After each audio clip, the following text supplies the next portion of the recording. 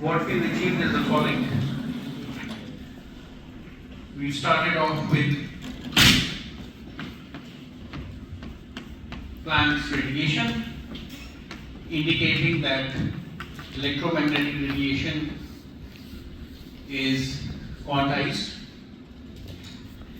We followed this up with a module that described the absorption and emission of radiation.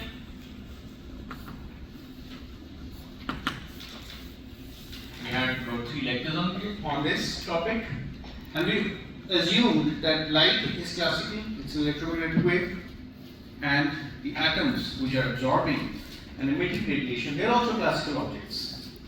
At best, they are charged oscillators. So with the charged oscillator model, we kind of described how absorption and emission could be described. In the homework, I have a special problem that describes refractive index. The refractive index of a medium can be determined by employing this classical oscillator model, or the Lorentz model, as it is called. Right? So this is what we've looked at so far. Everything is classical. But now let's take a step forward and enter the realm of quantum mechanics per se, and now see what happens if the atom with which this electromagnetic radiation is interacting is quantum mechanical. So this kind of approach is called a semiclassical approach. Light remains classical, but the atom is now quantum mechanical. So now we're going to look at our first, this is our first interaction with the subject of atom-light interaction. Right? So the atom is quantized, the light is classical. I'm not calling it atom-photon interaction because still we haven't quantized the electromagnetic field. Still we don't really know that photons exist. Though we have an inkling that photons may exist when we discuss Planck's radiation. So there are different ways in which you can approach the subject of atom-light interaction. You could use time-dependent perturbation theory. That's one approach, and we'll look at that approach. But let me keep it really very simple today. Suppose our atom is a 2-level system with 2 levels, ket A and ket B. Okay. And it sees electromagnetic radiation, say E naught cosine omega t. Now, how do we describe quantum mechanical systems? Is through the Schrödinger equation. So now we have our Schrödinger equation H, which is a combination of an unperturbed Hamiltonian, which is just the Hamiltonian for an atom. But now when it sees light, there is an interaction term with the light. Okay, let's call that interaction term, say, HP. Okay, this is our perturbative part of the Hamiltonian.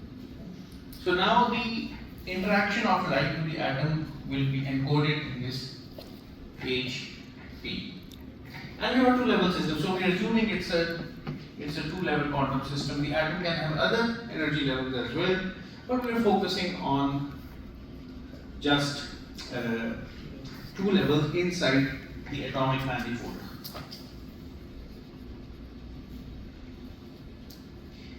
Now, if I were to write down the Schrödinger equation, I do know that iota h bar p by dt of the quantum state, which could be a function of position and time, must be given by h naught plus hp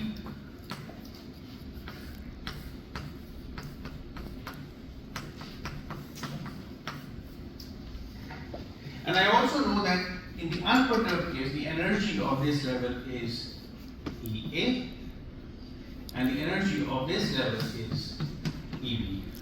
Yes. Can you involve the density? ये electromagnetic field है, ये हमने electromagnetic radiation जारी की है, ठीक है. Alright, so these are the two levels, and the spacing between these levels EB minus EA is h bar omega naught. Okay, so this is our system so far. So what we could do is we could assume an eigenstate of, we can assume a trial solution. So we have a trial solution. This trial solution has a space part and a time dependent part. So what we could say is that there is a particular quantum state for the electron to be in this state and a particular quantum state for the electron to be in this state. Okay? So if these are levels in a hydrogen atom, this is some orbital of the hydrogen atom, this is another orbital of the hydrogen atom. Correct? So, suppose the orbital corresponding to ket A is, say, let's call it small psi AR, right?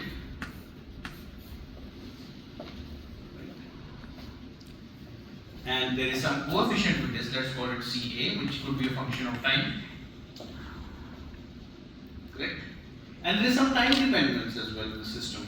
And that time dependence, we know from the time dependent Schrodinger equation, this is going to be E minus I E A T over H bar. Correct? So this is the orbital corresponding to the lower energy state, plus we can have a term which corresponds to the excited state, E minus EB T over H bar. Correct? So this is our trial solution for the Schrodinger equation. It's legitimate to do so. It's a judicious choice of our trial solution. It's a superposition of this state with its own time dependence and this state with its own time dependence, with the coefficients possibly being time dependent. Right? This is how a general superposition state can be written. There's no other way. Got it? So, when we're discussing the rate equations that were proposed by Einstein, we looked at the population dynamics. How many electrons go from state N1 to N2, from N2 to N1. Okay? But kind of everything was incoherent, which means that we had a Planck radiation inside the cavity, and some of that radiation had a frequency that matched this gap, and that caused excitation or stimulated emission, and spontaneous emission was always there. So we didn't really know what happened when during a transition. We did not kind of comment on the quantum state during a transition. What happens when an atom is seeing light that is coming in? This model helps us understand what happens at the instance of the interaction between an atom and light, coherent or incoherent. So this is our trial solution. So what we could do is we could take this trial solution and put it into the time independent equation. Okay, so let's try to do that. Now, from here onwards, we'll probably just do algebra. Things are pretty simple, though tedious to an extent. So what do you mean when you say coherent or incoherent, like that they can't be written in ket form? Coherent interaction means the phase is preserved. Okay. Incoherent means that the phase does not really matter. It's just the energy density of photons that is giving rise to absorption and emission. Okay. So let's look at the left hand side first. So I have iota h bar. I want to take the derivative of this wave quantum state. So I take dCA dt psi AR E minus IE a T over H bar plus CAT minus IEA over H bar psi A. So I am suppressing R. I don't want to write R over and over again.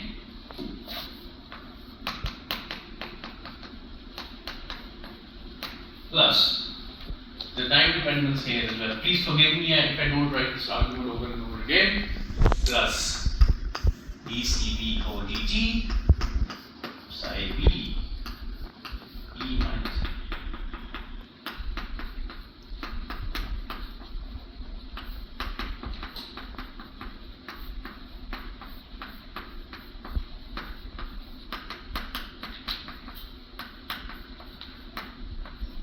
Correct? This is the left hand side. And now we also have the right hand side. So when H naught, so this is the left hand side, the right hand side, when H naught acts on this, since this is an eigenstate of H naught with energy EA, and this is an eigenstate of H naught as well with eigenstate EB, eigenenergy. But this is not necessarily an eigenstate of the perturbation. Okay? So for the right hand side, I will have CA T EA psi A E T over H bar plus CB T BB psi B T over H bar plus HP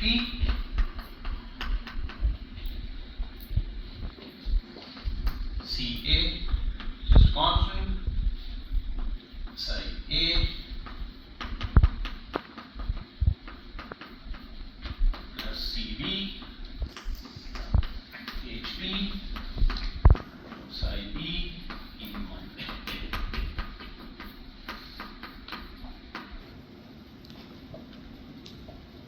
Alright, so this is the left hand side. This left hand side must equal to the right hand side. Okay, so now I take this equation, this equals this, and do projections.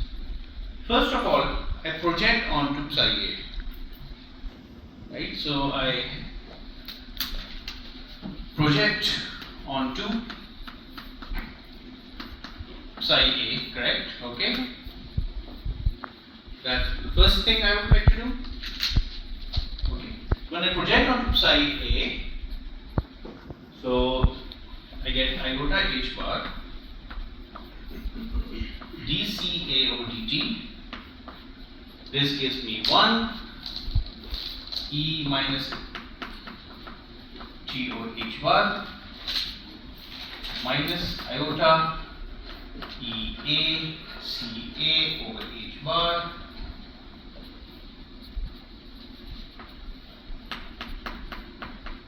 T over H bar, correct? Okay. Plus this projection is 0 and this projection is also 0. So this is the left hand side and the right hand side is CA EA E minus EA T over H bar. Okay. This is 0 plus CA HP projection on psi A. I can write this as a matrix element HP AA, correct?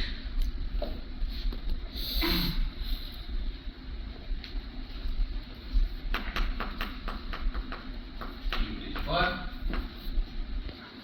plus CB HP AB EB T over H bar. Alright? So, are there some cancellations anywhere? So this is iota into minus iota plus 1 EACA. So I think this term goes with, right?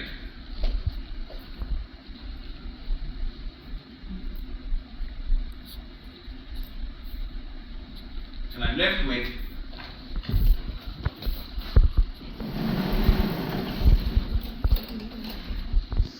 the time derivative of the coefficient CA is 1 over iota H bar HP, which element AA, CA plus HP element AB, matrix element AB, E minus iota EB minus EA, which is H bar omega naught divided by omega naught divided by H bar omega naught T CB. Okay, this is one equation.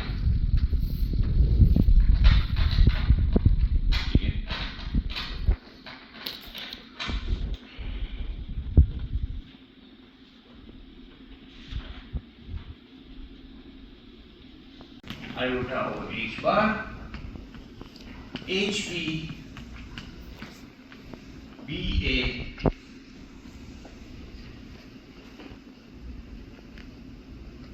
E plus I omega naught T, CAT plus HP,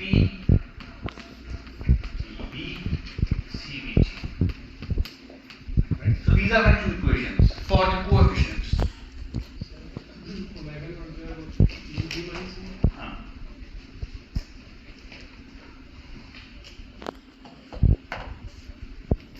So now I can write this in matrix form. Derivative. This becomes an eigenvalue equation. CA, CB is a matrix 1 over iota H bar, HP, AA, HP, AB, E minus I omega naught T, HP, BA, E plus I omega naught T. So this term is just a complex conjugate of this term, because HP is a Hamiltonian, it's a emission, and these are just matrix elements swapped, and HP, BB, CAT, CBT. Okay. So this is the basic structure of this problem. Now what we would like to do is we would like to kind of delve into the physics and see what the perturbative Hamiltonian for electromagnetic radiation looks like. Yes, please. So ये pink वाला Sabieh पे projections आया है?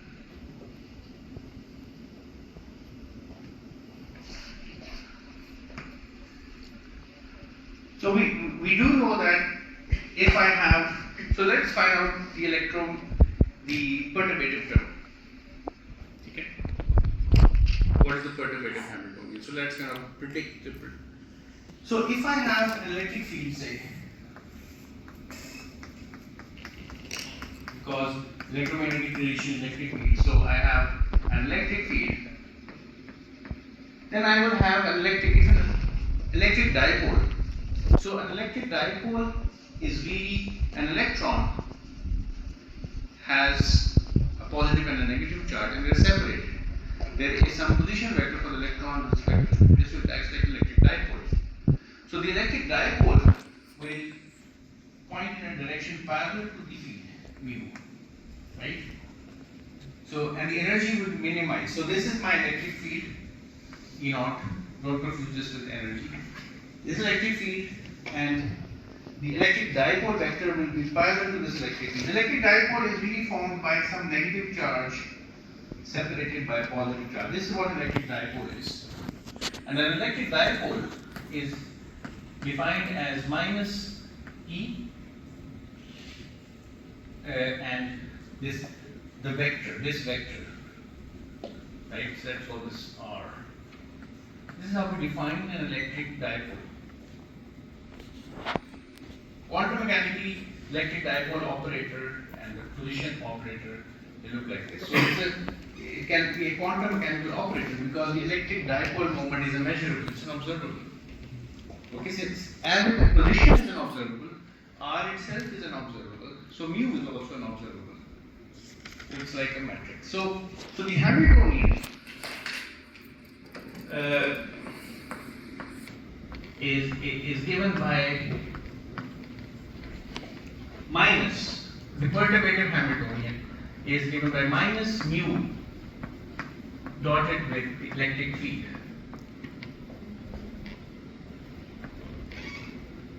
Okay. This is the energy of a dipole inside an electric field. Now suppose that this electric field is a vector and the electric dipole is also a vector. Now for simplicity, let's assume that our kind of electric field is polarized along the x-axis. Okay? And the electric dipole of the atom is also pointing in the x-axis. So the electric field E naught is polarized along x and is parallel to the electric dipole moment. So let's assume this. In such a case, the Hamiltonian HP can be written as minus E R. Now R is simply x, right? X. The electric field is also along x. So you take the dot product of x, you get E naught. And since it's time varying, this electric field is time varying, you have a cosine omega t.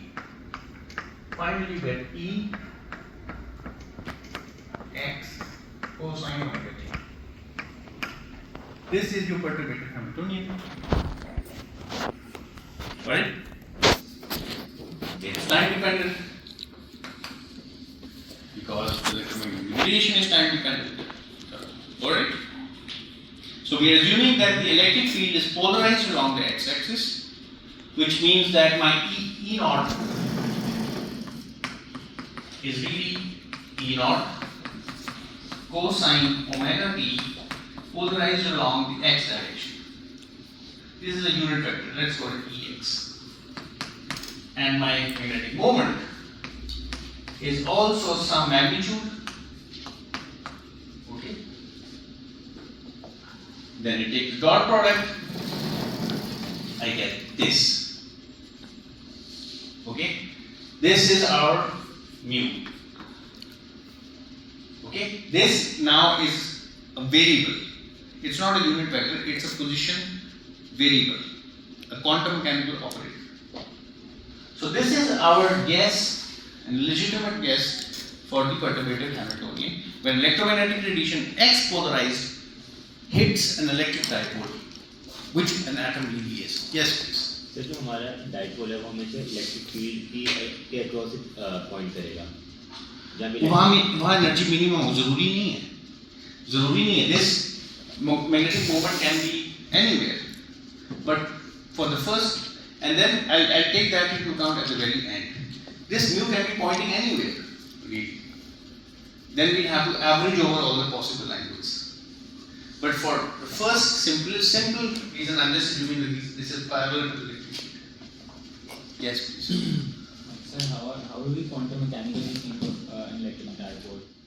So classically, there is an nucleus on one end and the electron on the other. So there's a separation between a positive and a negative charge.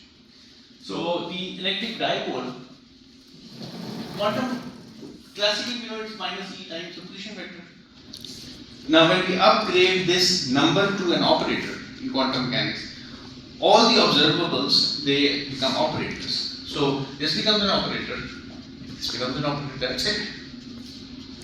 Okay, and then we take, to find out the Hamiltonian, we need to find out the energies. And then we make all the operators in the, all the variables in the energy expression operators. That's what we do, right? If you have a spin inside a magnetic moment, you have minus mu, the operator dotted with the magnetic field. This is a magnetic moment. For electric, this is minus E dotted with the electric field. These are Hamiltonians for a spin inside a magnetic field and for a magnetic moment inside a magnetic field. Alright? So now we're really doing NMR but with electrons and electric dipole moments and electric fields. So now we have a form for the Hamiltonian. What we would like to do is we would like to take this perturbative Hamiltonian and find the matrix elements. That's what we would like to do. Okay, so let's first of all find out HP A. Right? Now A is a quantum state corresponding to the lowest energy ideal state of the unperturbed Hamiltonian of the bare atom, which does not see any electromagnetic radiation, right? Now HP, let's look at this. So I have E naught cosine omega t. This really is A, right? Now if I kind of imagine, if I write this in wave function form, this is in position representation. This really is psi A star, right? And this is R, X.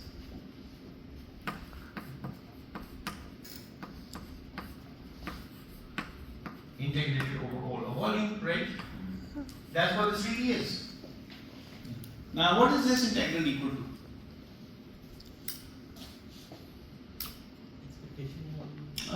इसकी value क्या होगी? This is odd. This is even. So it depends on the limits. For all of volume, right? So this really is psi A modulus square, which is even function of R, right? It's symmetric. It's symmetric wave function. So all of this must give you 0. So this term is 0. This term will also be 0. Yes, please. Sorry? एक और function का integral over all of volume 0 होगा, ठीक है? अब ये चीज odd है,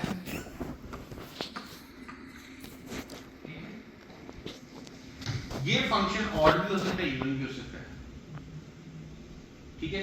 अगर ये दोनों ऑड है, ठीक है, तो इन दोनों का प्रोडक्ट इवन है, तो even multiplied by odd is odd, ठीक है? तो this is an even function because psi A even कैसे, like हमने कैसे determine किया कि वो even function? because this is a bare atom. A bare atom is spherically symmetric. If you have R, the wave function minus R will be the same as the wave function at R. There's really no point in having a skewed wave function, right? So यहाँ पे जो Okay, by the way, if this is odd and this is odd, but I think the argument is very general, because if this is odd and this is odd as well, the product is even, even and odd gives you odd. If this is odd and this is odd, still the product is even and even multiplied with odd is odd. So in fact this argument is very general. This really is a probability density function, okay, multiplied with an odd. The probability density function is an even function. Okay. So this term is 0. This term So ये जो all over volume है इसका मतलब minus infinity to plus infinity. पूरा volume ना, देखो ये volume integral है, ठीक सही. ठीक है, पूरी स्पेस पे, लेकिन इससे मैंने d cube r लिखा है. Likewise h a b, this will be bra a h b b. This will be e naught cosine omega t a x b. Now we don't know anything about this. We cannot put this equal to 0. We don't know anything about this, right?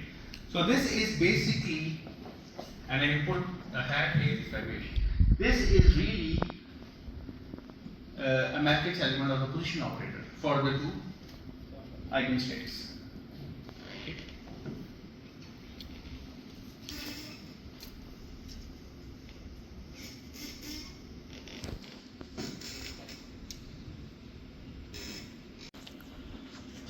And I look at this.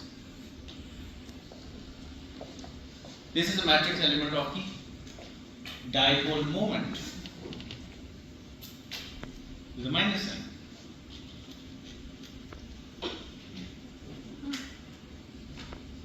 Right? So, write this as minus e naught cosine omega t a dipole operator. Okay, एक बार याद रखो, एक subtlety है, इसको भूलना नहीं. This gap here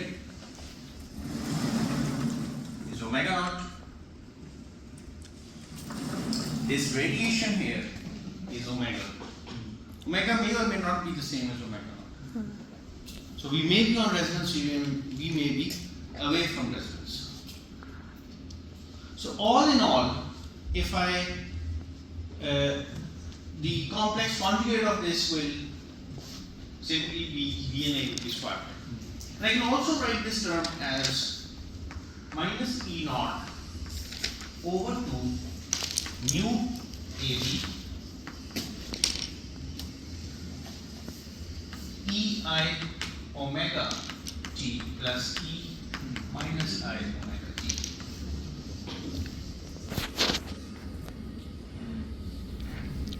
Now let's insert these matrix elements into the origin.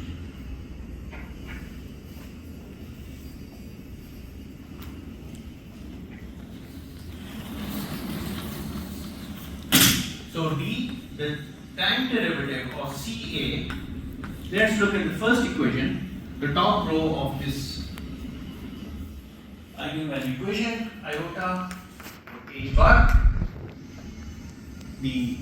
That thing is 0 and I'm left with HPAB, which is this, minus E naught cosine omega t mu AB CBT.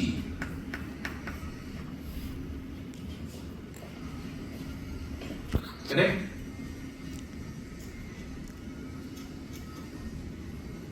And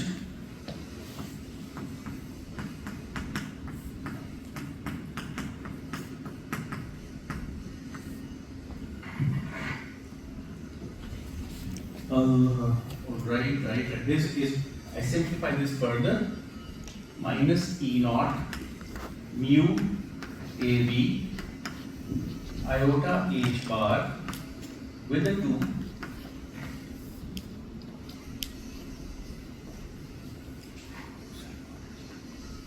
E minus I omega naught t भूल जाता है. So I have E I omega minus omega naught t plus E minus I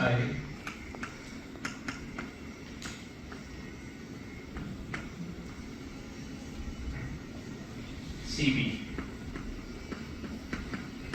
Correct? Okay? Sir, can you explain the basic? So I just take this cosine omega naught t and replace it with this thing. Ei omega t, ei omega t, e minus I omega t. But this is already being multiplied, each of this term with a minus I omega naught t. So I have an e minus I omega naught t, e minus I omega naught t. So I get this.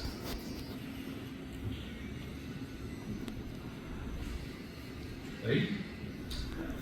Likewise, I will have minus E naught mu BA CAG, right? So these are my equations, the two equations that I'm looking for. So far, so good. This is a dynamical equation in CA, which really tells you the probability amplitude of this quantum state inside this superposition. This is a superposition, keep that in mind. So our solution is a superposition. You solve the differential equation to get a form for CA. You solve the second differential equation to get a form for CB. Now how do we solve this equation? In order to solve this equation, we kind of need, there are two regimes. Any questions up to this point? Yes. Sir इसमें हम ये जो आपने matrix element of x निकाले हैं इसमें हम ladder operators use करते हैं लैडर ऑपरेटर्स, लैडर ऑपरेटर में कौन सा क्वांटम वेरिएबल है, कौन सा क्वांटम नंबर है जो इंक्रीमेंट या डिक्रीमेंट होगा? सर वो तो ये होगा ना कि ये जो हमें दो स्टेट्स मिली हैं मेरे ख्याल this is the best way to approach this. Okay. So now we have two regimes of solutions. One is a weak coupling regime and the other is a strong coupling regime.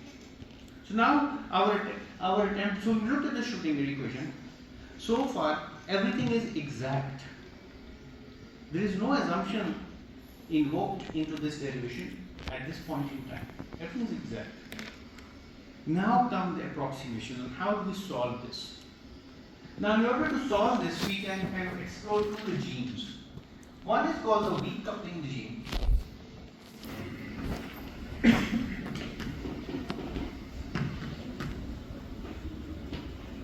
And the nice thing about the weak coupling regime is that it also gives us an estimate of Einstein's B coefficient.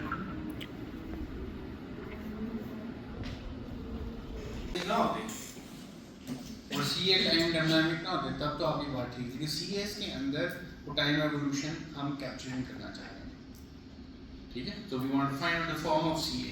Now we'll start looking at some assumptions. So suppose in order to solve this you need some initial conditions. Suppose you have this two-level system, two levels inside an atom, and suppose the atom, all the atoms, right? One atom or many atoms, it's populating the ground state. So let's assume that CA at time t equals 0 is 1 and there is no population in the excited state. So CB at time t equals 0 is 0. So let's assume that this is the case. Now the weak coupling regime, what that means is that the electromagnetic radiation is extremely feeble. The intensity carried by the electromagnetic radiation, which is really half epsilon naught E naught squared, which is the energy density of the electromagnetic radiation that the atom is shown with, is really small. Which means that there is very little change in the population in the ground state. Right? It's minimal. So we assume as a first approximation that our CA at time t greater than 0 remains very close to 1. Only some of these atoms are excited. So I have 1 plus 1 minus some small term that depends upon E naught. Right? So this is the weak coupling regime. the electromagnetic radiation comes in with a very small intensity. Okay? And we would now like to see why this reproduces the results that were presented by Einstein in his seminal paper, in which he derived the stimulated emission radiation, right? So we'll see what happens now. So if this is the case, then the derivative of CA with time is assumed to be roughly 0. Okay. So the second order derivative may be non-zero. So higher order terms may exist, but up till first order there is no change in CA. Yes, please. So अगर intensity assuming कम भी है लेकिन frequency match हो जाती है तो absorption हो नहीं जाएगी? होगी। वो हम देखना चाह रहे हैं कितनी होगी, कैसे होगी। ठीक है? Now in this condition, if you look at the second equation over here, we can put this equal to 1 to first order approximation. Up till this order, up till the first derivative, there is no change in CA. CA remains 1. So dCB dt is roughly minus E naught 2 iota h bar mu AB, right? This is a matrix element of the dipole operator, electric dipole operator. Let me finish. E plus I omega plus omega naught t plus E minus I omega minus omega naught t. Yes, please.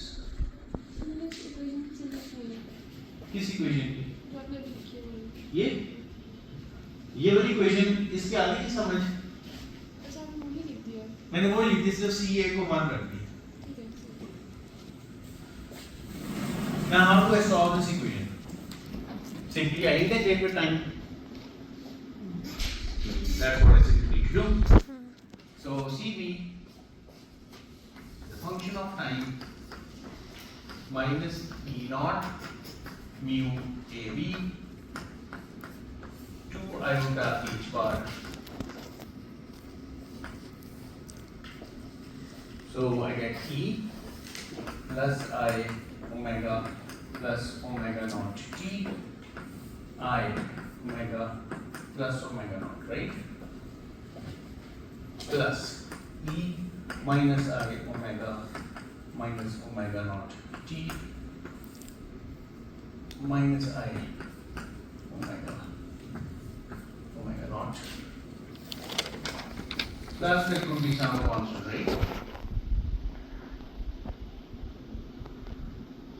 As a result of the integration. So now we have to invoke certain approximations. The first approximation is that our omega, the imposed radiation, is very close to resonance.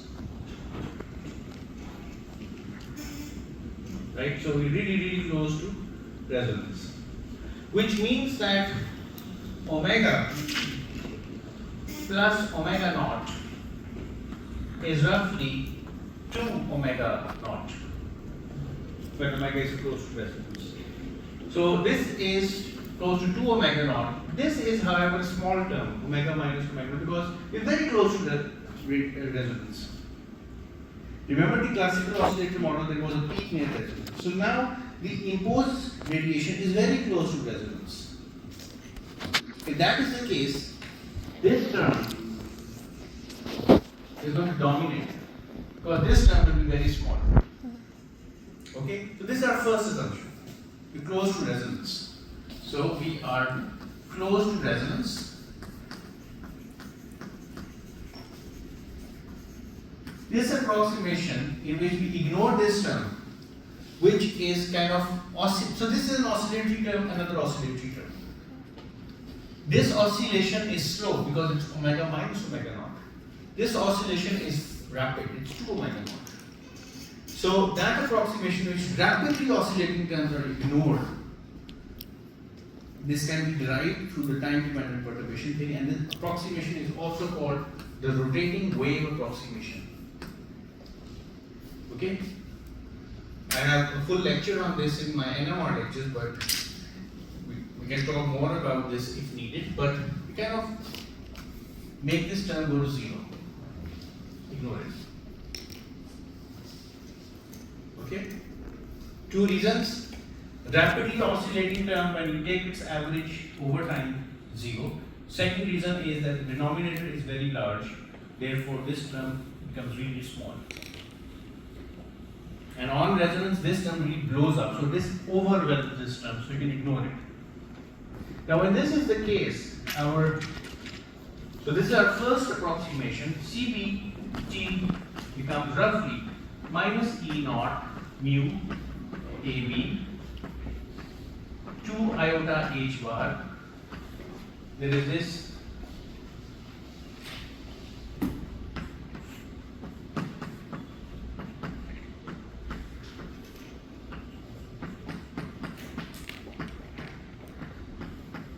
plus K.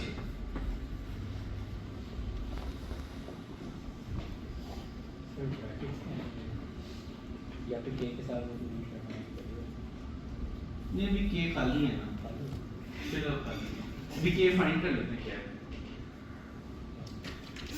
So this becomes,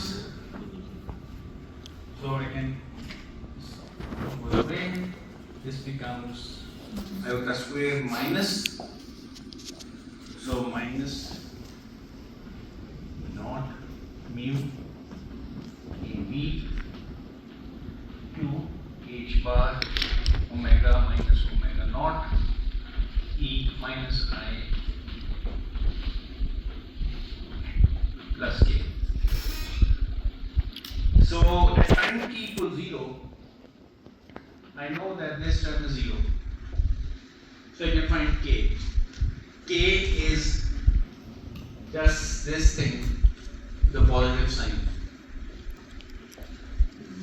Right?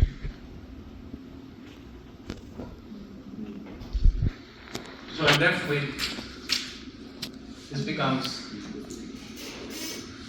E naught mu AB 2 H bar omega minus omega naught 1 minus E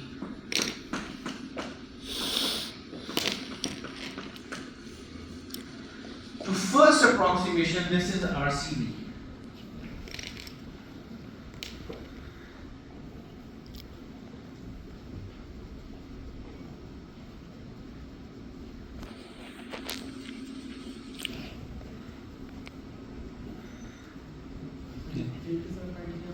I just, at time t equals 0, this term becomes 1, this term becomes 0, so I just take that to get this.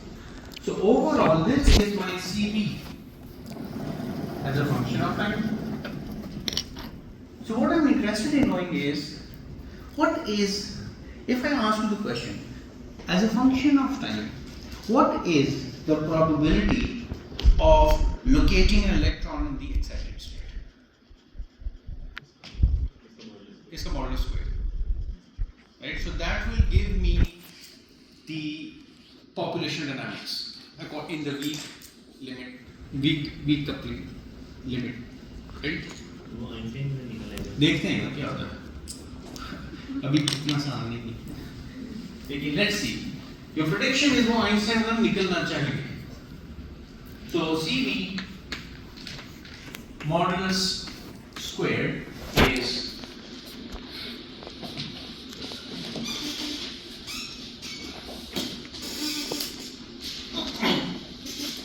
E naught squared mu AB squared, right? In fact, modulus squared, right? Mu AB modulus squared 4H bar square. Let's call this detuning delta omega. Omega minus omega naught is a detuning factor. How far am I from resonance? Detuning.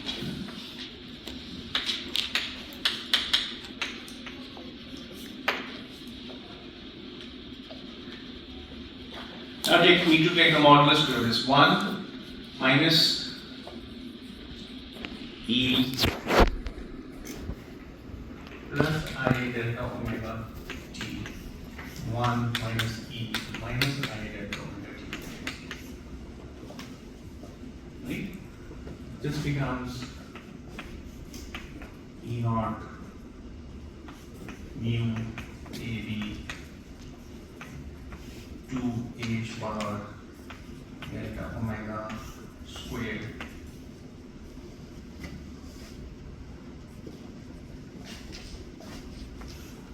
one 2 minus 2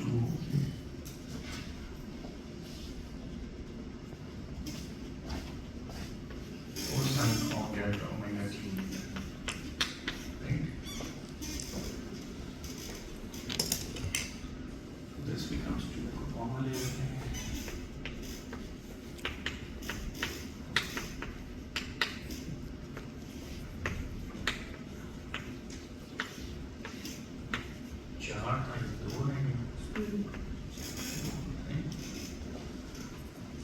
Half bar again 4 and 4 2 and this is एक दो इधर भी आ जाएगा मेरे ख्याल में sin square delta omega to ऐसी दो चीज बन रही है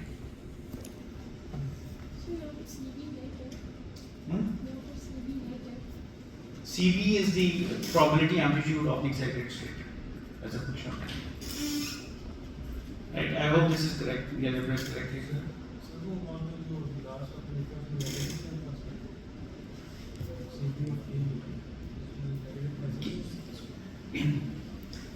K जो है ना वो एक पॉजिटिव हो जाता है. ये वाला नेगेटिव साइन ये वाला.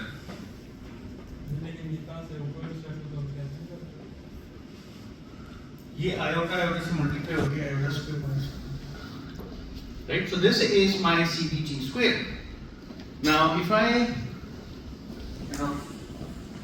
चार है, 4 2 2 नीचे आ गया, फिर 1 minus 4 sin is 2 sin square. इस तरह बन रहा है, right? अगर मन से कोई गलती हो गई हो तो माजरत, लेकिन this is what it looks like. So my CBT whole square is E naught mu AB H bar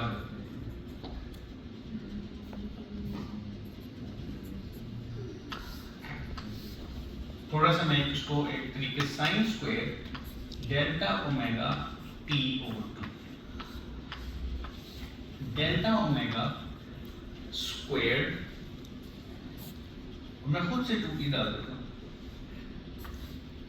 जब मैं ये डालता हूँ तो यहाँ पे मुझे 4 डालना पड़ेगा ना, 4 या दोबारा 2 आ जाएगा.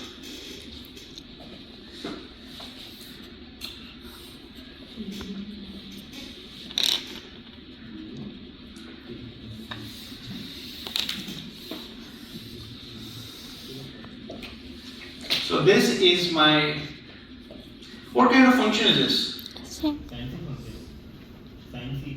Sync function, right? The sync function. If I want to plot this as a function of time, very strange function, right? It looks like it's modulus squared, so it's always positive.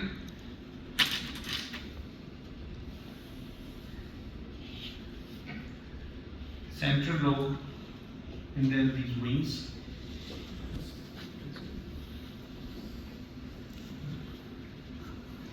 And this regime is relevant because this is time t equal to something greater than 0. So this is what this function really looks like. Now, how do we relate this with Einstein's argument? In order to do that,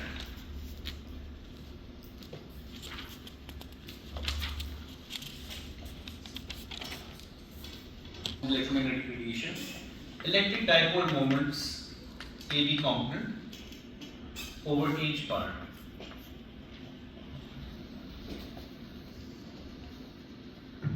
this has, what are the dimensions of this object?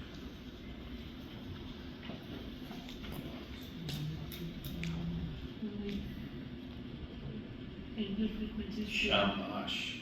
This is angular frequency, because this is, all of this is energy, and this is energy to ratio. This is angular frequency. So let's call this angular frequency omega, capital omega, with an R. R stands for Rabi. Let's call this a Rabi frequency. Rabi was a Nobel laureate. So let's call this a Rabi frequency. Okay, when we have this Rabi frequency, when we express the coefficient Cb in terms of the Rabi frequency, we have Cb function of time, Rabi frequency squared over 4 sine square delta omega T over 2 delta omega over 2 squared.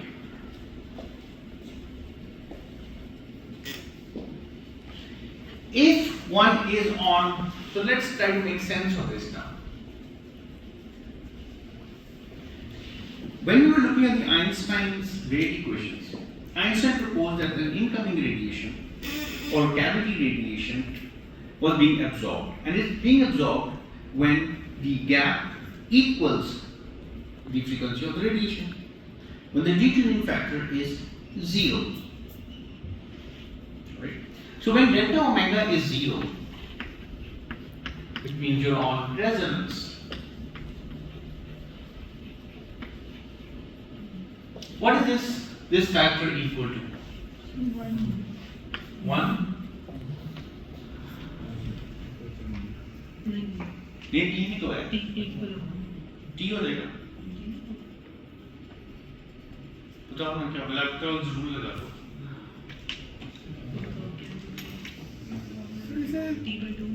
T/2 से थोड़ा divide और multiply करेंगे। क्या आएगा?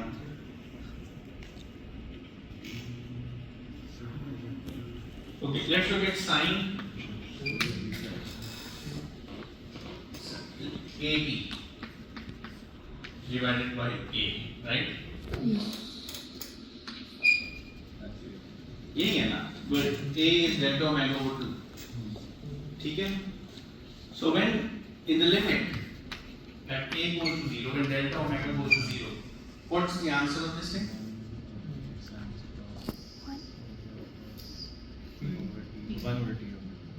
T हो जाएगा ना? This is T. So what's the square of this? You need squares, T squared. So now this gives us, on perfect resonance, this gives us Rabi frequency squared over 4 T squared. So if I were to take this, the probability of occupancy of the higher level state, we see that it goes up as a square of T. Does that match Einstein's prediction? It doesn't. Because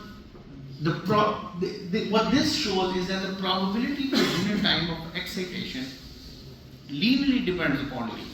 Because probability per unit time is this divided by T, which will still have a factor of T. But the D coefficient is independent of time.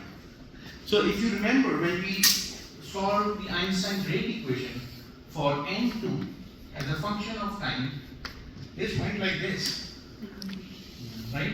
In this regime, this is proportional to T. But now we get proportionality to T squared. So something is missing here. And what could be missing here?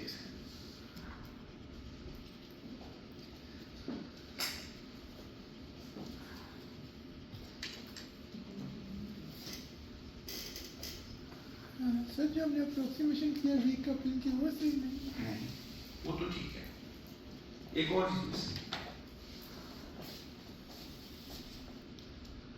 okay, so let me give you. So in Einstein's original work, what he assumed is that if I plot omega here,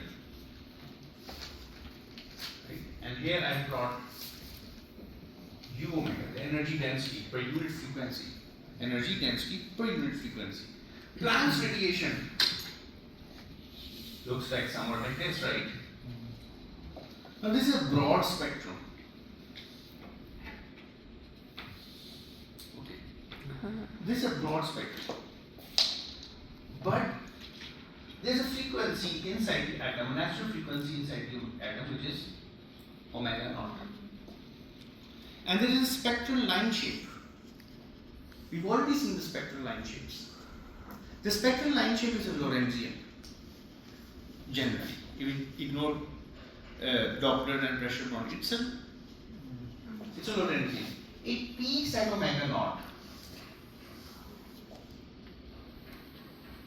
and has some full width half maximum. Let's call this delta omega, not to be confused with small delta omega. So this spectral line shape tells you the kind of frequencies that this atom can absorb. This, suppose it's due to the natural lifetime probably. Okay? So this belongs to the atom, and this is a spectral line shape. That's called a G omega. This yellow curve is the energy density of the photons or light that is available inside the cavity. Okay. So Einstein really kind of ignored the impact of this G omega.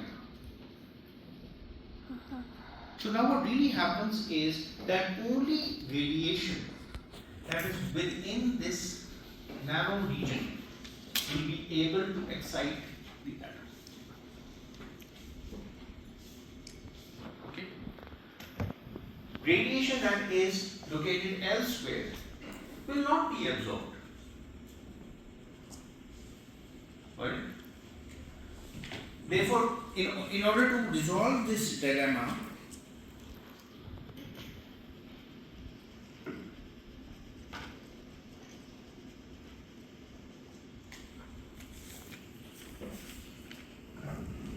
what you really need to do is you would really like to kind of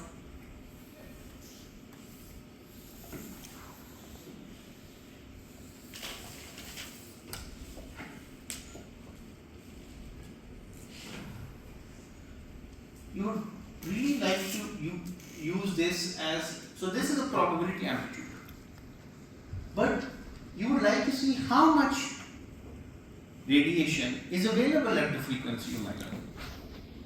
So what you really need to do is you would like to multiply this with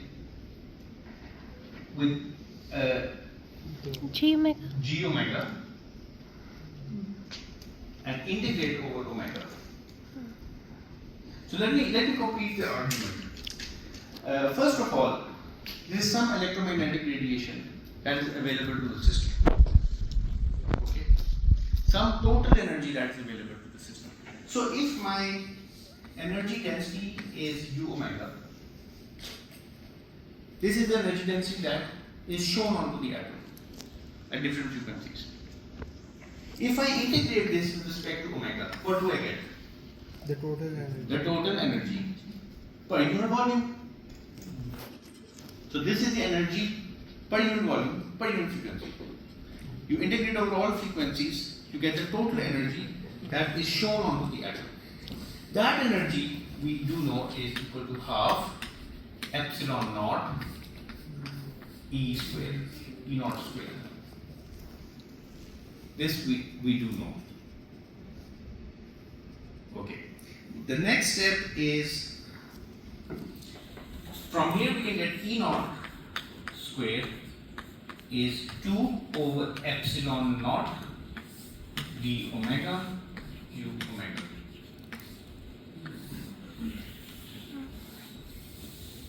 Right?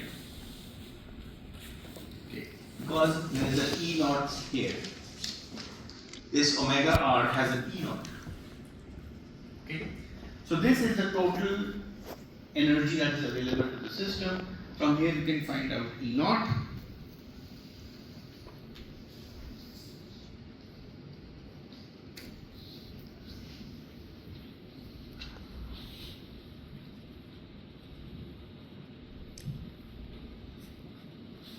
This means that R is Rabi frequency squared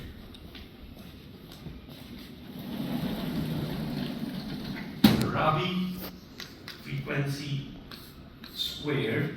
What is Rabi frequency? Rabi frequency is E naught mu AB over H bar. E naught. So the square of this is 2 over epsilon naught du u omega. Okay? This is E naught squared.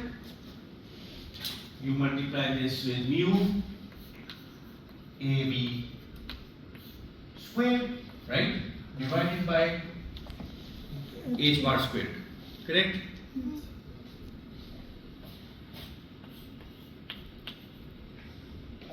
Now what you do notice is write this as 2 mu AB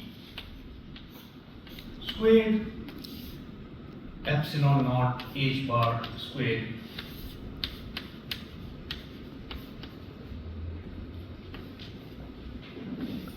okay du u omega. Now look at the Rabi frequency term. The Rabi frequency squared has this dependence on omega. But so far we had neglected this dependence when we derived this formula.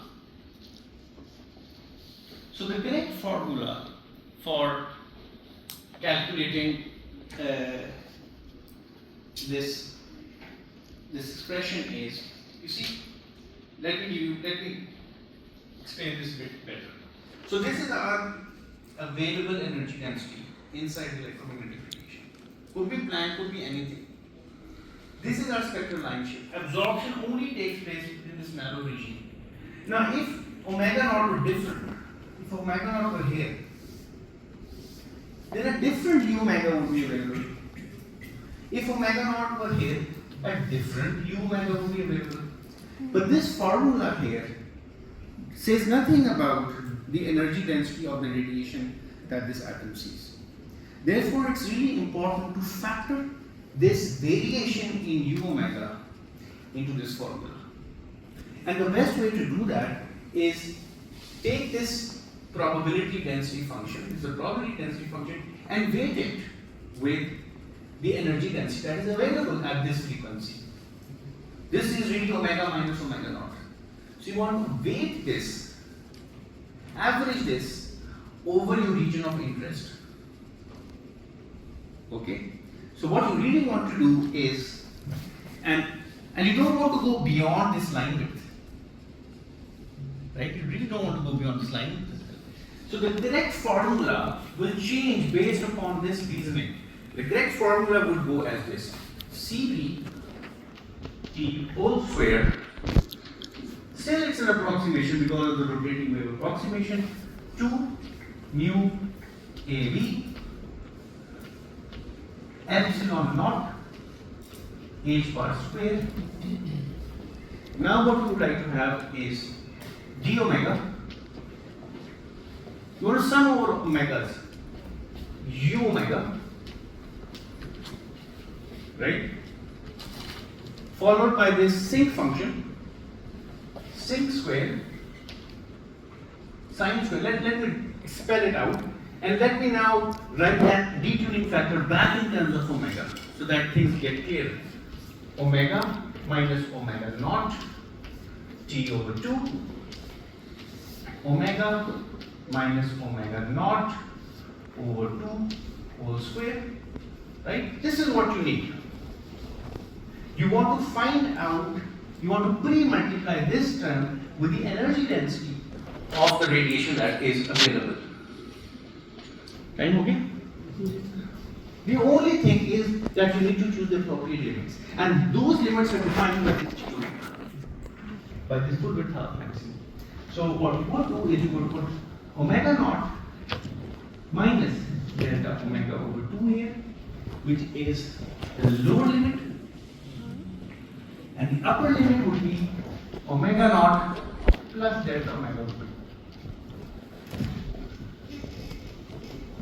This is the exact formula, not the exact, approximate formula, but the improved formula for CBT square. You work this out, इसको जरा करना integral को खुद से घर पे, and you'll find out that this will now become proportional not to t squared but to t, and the coefficient will be equal to the Einstein B coefficient. So we'll start our next lecture by looking at this integral. You can go home, try to solve this. Okay, I hope you get the gist of it. The next instructor is waiting.